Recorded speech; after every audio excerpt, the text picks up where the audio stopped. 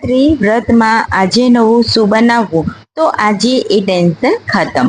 મોરૈયો, સાબુદાણા, દહીંનું કમાલનું combination જે આપશે crispy લાજવાબ dosa.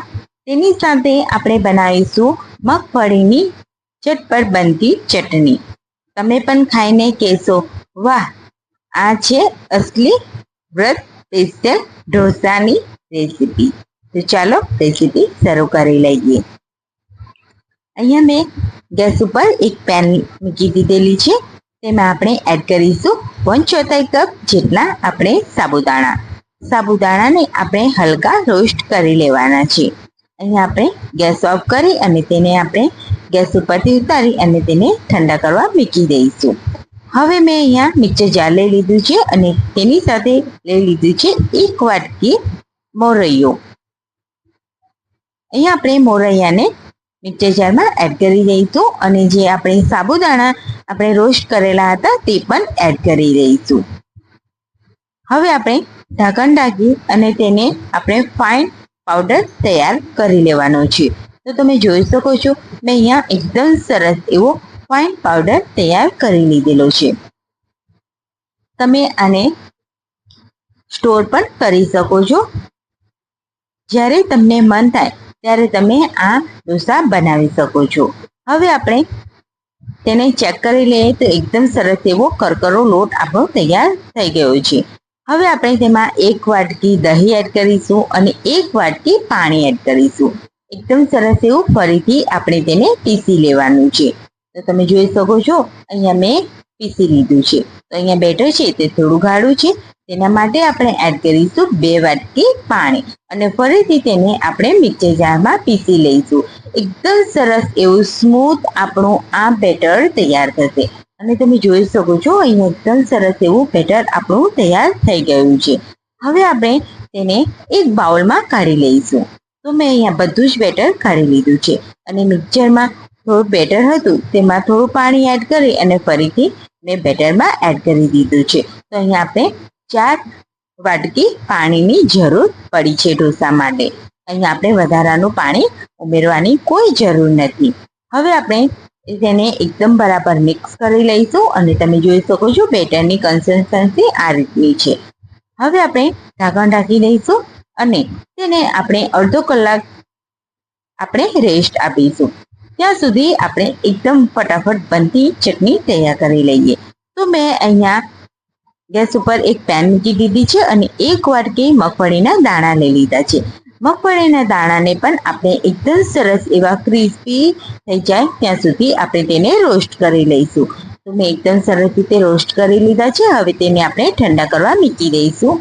અહીંયા મેં મિક્સર જાર લઈ લીધું છે. તેમાં આપણે લસણની કળીઓ એડ કરેલી છે, લીલા મરચાં, 1 આદુનો ટુકડો, 1 ચમચી મીઠું સ્વાદ અનુસાર એડ કરવાનું છે, 1 ચમચી આપણે જીરું એડ કરીશું અને મેં અહીંયા લઈ લીધા છે 1 વાટકી મગફળીના દાણા જે આપણે રોસ્ટ કર્યા હતા તેમાંથી મેં છોતરાને કાઢી લીધેલા છે અને પછી એડ કરેલા છે. તેમાં આપણે થોડું પાણી એડ કરીશું અને બરાબર તેને પીસી લઈશું. તો અહીંયા તમે જોઈ શકો છો એકદમ સરસ એવી આપણી આ મગફળીની ચટણી એકદમ સરસ એવી તૈયાર થઈ ગઈ છે. હજુ પણ આપણે એક તડકો લગાવવાનો બાકી છે. તો મેં અહીંયા તડકા પેનમાં તેલ ગરમ કરી દીધું છે. 1 ચમચી રાઈ, મીઠા લીમડાના પાન, સૂકા લાલ મરચાંને મેં ટુકડા કરીને એડ કરી દીધેલા છે. હવે આપણે ચટણી ઉપર તડકો એડ કરી દઈશું અને તમે જોઈ શકો છો એકદમ સરસ એવી બધી ચટણીને ટક્કર મારે તેવી આપણી આ મગફળીની ઝટપટ બનતી ચટણી તૈયાર થઈ ગઈ છે. હવે આપણે ગેસ ઉપર એક પેન મૂકીશું. તેમાં આપણે તેલ એડ કરીશું 1 મોટી ચમચી, 1 ચમચી રાઈ, 1 ચમચી જીરું એડ કરી અને બરાબર સાતળી લઈશું. ત્યારબાદ આપણે 2 સૂકા લાલ મરચાં, મીઠા લીમડાના પાન અને અડધી ટીસ્પૂન આપણે હળદર એડ કરીશું અને બરાબર આપણે તડકાને મિક્સ કરી લઈશું. ત્યારબાદ આપણે એડ કરીશું 1 વાટકી બાફેલા બટેટા. તેને પણ આપણે એકદમ સરસ રીતે મિક્સ કરી લેવાના છે. હવે આપણે તેમાં એડ કરીશું 1 ચમચી સીંધો મીઠું જો તમે ખાતા હોય તો એડ કરવાનું સિંધવ મીઠું, નહીં તો સ્કીપ પણ કરી શકો છો. અહીંયા આપણે બરાબર મિક્સ કરી લઈશું બટેટાને, અને થોડા બટેટા છે તે આપણે એક વાટકીમાં કાઢી લઈશું. તો અહીંયા હું 2 ચમચા જેટલું કાઢી લઉં છું, અને જે થોડા બીજા બટેટા છે તેને આપણે બરાબર મેસરના મદદથી મેશ કરી લઈશું. તો આજે જે આપણે ઢોસા બનાવવાના છે તેના માટે આપણે આ બટેટાનું મિક્સ પણ આપણે તૈયાર કરી લીધું છે. તો બહુ જ મસ્ત આ ઇન્સ્ટન્ટ વ્રત સ્પેશિયલ ઢોસા આપણે તૈયાર કરવાના છે. અહીંયા આપણે 30 મિનિટ જેવું થઈ ગયું છે, અને બેટરને આપણે ચેક કરી લઈએ, અને તમે જોઈ શકો છો એકદમ સરસ એવું રની બેટર તૈયાર થઈ ગયું છે. અહીંયા આપણે બેટરને જેટલો રેસ્ટ આપીશું એટલા જ આપણા ઢોસા છે તે ક્રિસ્પી બનીને તૈયાર થશે. તો તમે રેસ્ટ જરૂરથી આપજો.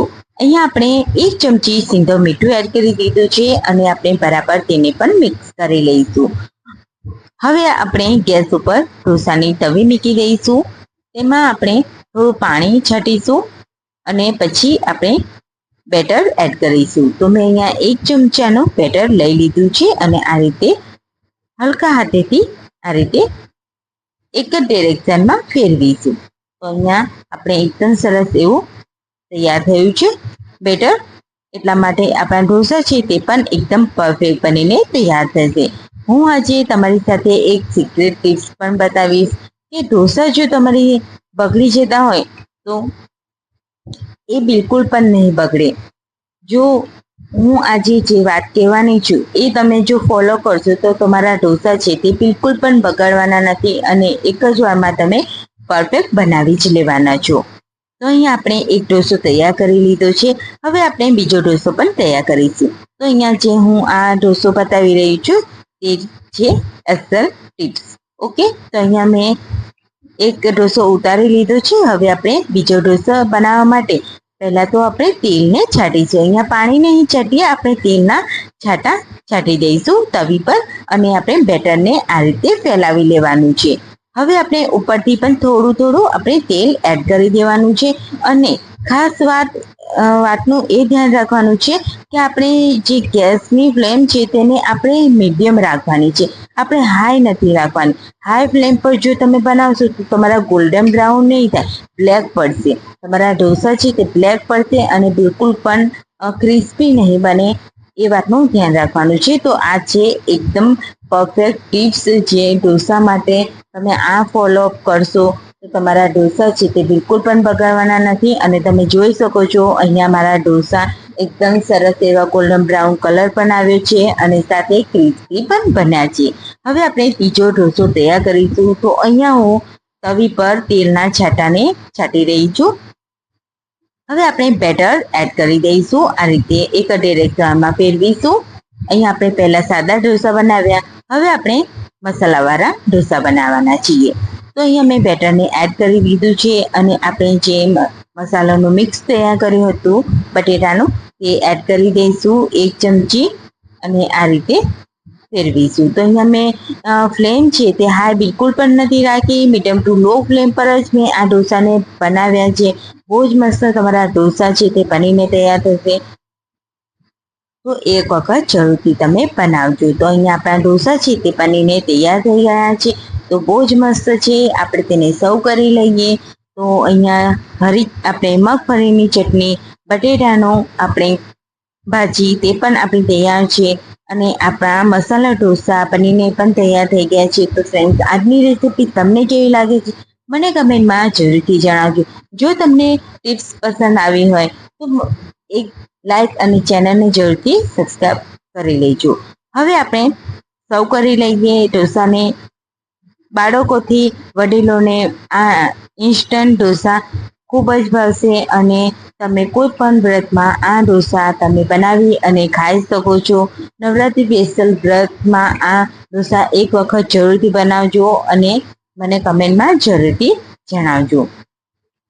તો અહીંયા આપણે સાદા ઢોસાને તોડીને જોઈએ તો બહુ જ મસ્ત એકદમ આસાનીથી તૂટી જાય છે, અને મગફળીની ચટણી સાથે તો બહુ જ મસ્ત કોમ્બિનેશન છે, બહુ જ મસ્ત લાગે છે. તો એક વખત જરૂરથી ટ્રાય કરજો. તો આવી જ રેસીપી સાથે અને આવા જ અવનવા વિડીયો સાથે આવતી રેસીપીમાં મળીશું.